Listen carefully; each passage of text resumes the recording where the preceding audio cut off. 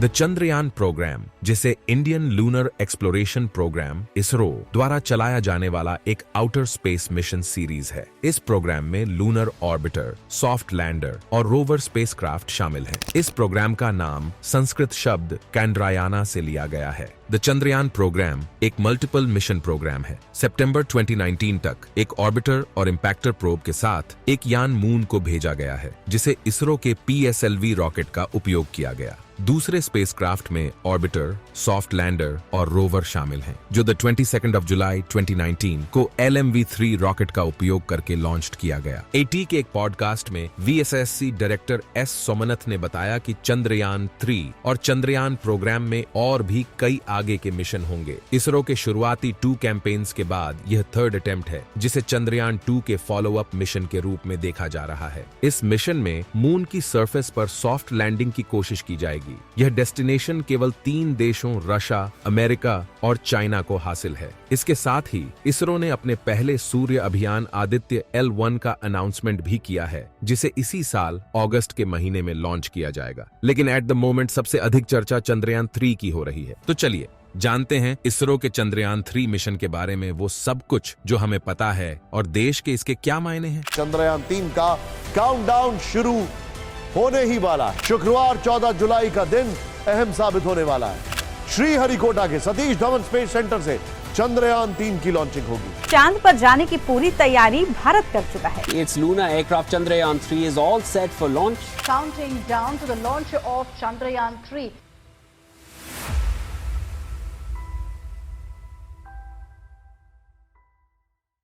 चंद्रयान 3 कब लॉन्च किया जाएगा? इसरो चीफ S सोमनाथ ने बीते बुधवार 28 जून 2023 को बताया कि चंद्रयान 3 लॉन्च के लिए तैयार है। S सोमनाथ ने कहा, चंद्रयान 3 स्पेसशिप को पूरी तरह आपस में जोड़ दिया गया है और हमने इसका परीक्षण पूरा कर लिया है। चंद्रयान 3 स्पेसशिप को आंध्र प्रदेश के श्रीहरिकोटा के सतीश धवन स्पेस सेंटर से लॉन्च किया जाएगा। इसका लॉन्च LMV-3 रॉकेट के जरिए किया जाएगा, जिसे पहले GSLV Mark 3 के नाम से जाना जाता था। चंद्रयान 3 का पर्पस क्या है? चंद्रयान 3 का टोटल बजट करीब 615 करोड़ रुपए बताया गया है। इसरो ने इस मिशन का 3 अहम टारगेट बताया है। चंद्रयान 3 के लैंडर की मून की सरफेस पर सेफ और सॉफ्ट लैंडिंग, इसके रोवर को मून की सरफेस पर चलाकर दिखाना और साइंटिफिक टेस्ट करना। चंद्रयान 2 की तरह चंद्रयान 3 के पास भी एक लैंडर, वो स्पेसशिप जो मून की सरफेस पर सॉफ्ट लैंडिंग करेगा, और एक रोवर होगा, वो स्पेसशिप जो मून की सरफेस पर घूमेगा। जैसे ही यह मून की सरफेस पर पहुंचेगा, लैंडर और रोवर अगले एक लूनर डे या मून डे यानी अर्थ के 14 दिनों के समान समय के लिए एक्टिव हो जाएंगे। इसरो के लूनर मिशन का टारगेट मून के साउथ पोलर रीजन में सॉफ्ट लैंडिंग करने का है। इसरो ने सितंबर 2019 में चंद्रयान 2 को चांद पर उतारने का प्रयास किया था, लेकिन तब उसका विक्रम लैंडर डैमेज्ड हो गया था। तब इसरो चीफ ने न्यूज एजेंसी PTI से कहा था, ऑर्बिटर से मिली पिक्चर से लगता है कि विक्रम लैंडर की चांद पर हार्ड लैंडिंग हुई है। चांद का चक्कर लगा रहे ऑर्बिटर ने विक्रम लैंडर की थर्मल इमेज ली है। किसी स्पेसशिप के चांद पर 2 तरह से लैंडिंग हो सकती है। एक है सॉफ्ट लैंडिंग,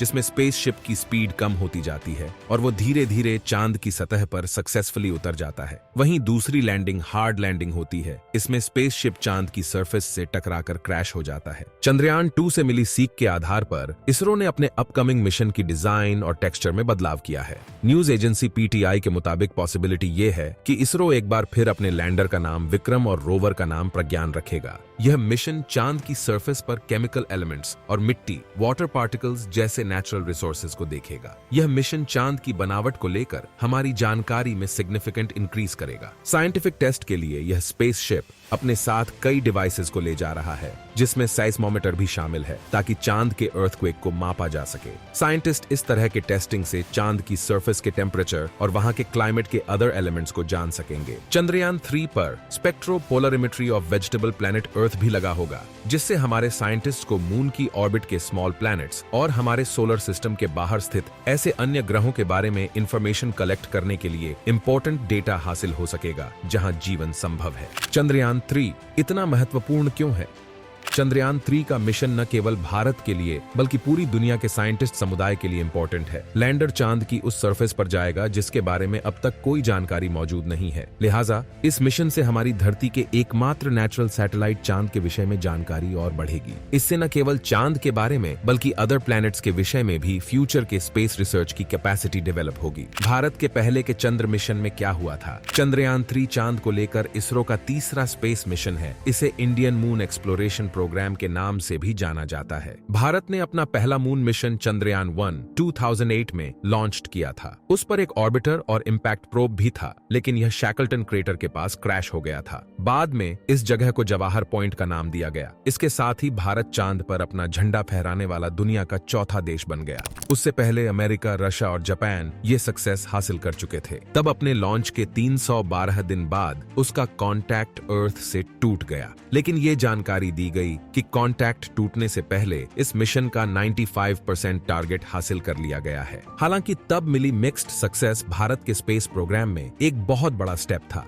चंद्रयान 2 ने भी चांद पर वाटर पार्टिकल्स को ढूंढने में एक इंपॉर्टेंट रोल अदा किया था। 10 साल के बाद द 22 जुलाई 2019 को चंद्रयान 2 विक्रम लैंडर और प्रज्ञान रोवर के साथ लॉन्च किया गया। लेकिन द 6 सितंबर 2019 को जब इसने चांद की सरफेस पर सॉफ्ट लैंडिंग की कोशिश की तो विक्रम लैंडर से कांटेक्ट टूट गया। 3 महीने बाद नासा के सैटेलाइट ने इसके मलबे को ढूंढा और इसकी पिक्चर जारी की। विक्रम लैंडर भले ही फेल रहा, लेकिन ऑर्बिटर मून और इसके क्लाइमेट के बारे में इंपॉर्टेंट इंफॉर्मेशन कलेक्ट करता रहा।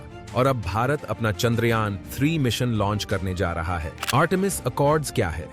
आपको बता दें कि भारत एकमात्र देश नहीं है जो मून मिशन जैसे प्रोग्राम पर काम कर रहा हो। पॉसिबली आपने यूएस स्पेस एजेंसी नासा के आर्टेमिस अकॉर्ड्स के बारे में सुना होगा। इस प्रोग्राम के अंडर आर्टेमिस 1 स्पेसशिप बीते वर्ष चांद पर जाकर वापस लौटा था। फ्यूचर के आर्टेमिस मिशन के तहत नासा 2025 तक एक बार फिर इंसानों को चांद पर उतारने की योजना पर काम कर रहा है। जापान, साउथ कोरिया, चाइना और रशिया भी अपने अपने मून मिशंस पर काम कर रहे हैं। इनमें से कुछ को यूरोपियन यूनियन से भी हेल्प मिली है। अलग अलग देशों के लूनर मिशंस के बीच एडजस्टमेंट बिठाने के लिए नासा और यूएस स्टेट डिपार्टमेंट ने आर्टेमिस अकॉर्ड्स एस्टैब्लिश्ड किया। यह एक मल्टीलैटरल नॉन बाइंडिंग अरेंजमेंट है जो मून, मार्स प्लैनेट और अन्य एस्ट्रोनॉमिकल ऑब्जेक्ट्स के सिविल इन्वेस्टिगेशन और पीसफुल उपयोग में कोऑपरेशन के लिए एक रूपरेखा प्रदान करता है। भारत ऑफिशियल रूप से इस आर्टेमिस अकॉर्ड्स में प्राइम मिनिस्टर नरेंद्र मोदी के हालिया अमेरिकन टूर के दौरान इन्वॉल्व हुआ। लेकिन आखिर क्या वजह है कि ये देश अपने लूनर मिशन पर इतनी बड़ी रकम खर्च कर रहे हैं? लूनर मिशन पर इतना खर्च क्यों?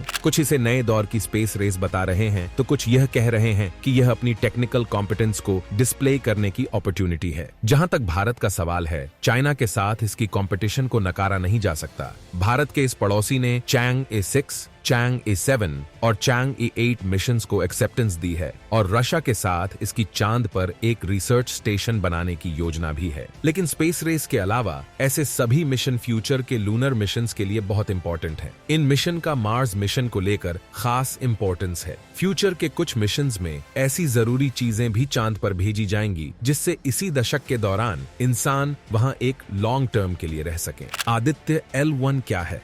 चंद्रयान 3 इस साल भारत का one of the biggest space mission नहीं है। भारत इस साल सूर्य की स्टडी के लिए एक स्पेस मिशन भेजने की तैयारी में है। आदित्य L1 भारत का पहला सोलर मिशन है। इस मिशन पर भेजा जाने वाला अंतरिक्ष यान सूरज पर नहीं जाएगा, बल्कि अर्थ से 15 लाख किलोमीटर की दूरी से हमारे इस सबसे नजदीकी तारे की स्टडी करेगा। L1 या लॉन्ग रेंज पॉइंट अर्थ और सन के बीच वो जगह है जहां से सन को बगैर किसी ग्रहण के बैरियर के देखा जा सकता है। आदित्य L1 अपर सोलर एटमॉस्फेयर, क्रोमोस्फीयर और कोरोना, मैग्नेटिक फील्ड टोपोलॉजी और सोलर विंड एटसेट्रा का स्टडी करेगा। अब तक केवल नासा, जर्मन एरोस्पेस सेंटर और यूरोपियन स्पेस एजेंसी ने ही सन के स्टडी के लिए स्पेस मिशन भेजे हैं। अगर आपको ये वीडियो से कुछ भी नया सीखने को मिलता है तो इस वीडियो को लाइक करें, हमारे चैनल को सब्सक्राइब करना बिल्कुल ना भूले। नेक्स्ट वीडियो किस टॉपिक पर चाहिए नीचे कॉमेंट में बताएं। मिलते हैं आपसे अगले वीडियो में ऐसी ही कुछ इंटरेस्टिंग इन्फॉर्मेशन के साथ। धन्यवाद।